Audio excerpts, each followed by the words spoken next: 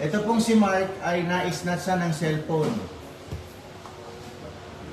Pagka-snatch po ng cellphone niya na Oppo na nagkakahalagang 10,000 pesos, siya po ay nakipampuno sa snatcher na may daladalang motor. Nung naagaw po ang cellphone niya, tumakbo po yung snatcher, abang naagaw naman niya yung susi at tinakbo naman niya yung motor ng snatcher.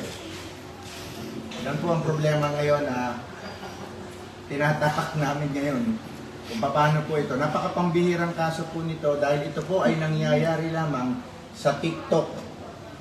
Nanonood ka ba ng TikTok? Nanonood daw siya ng TikTok.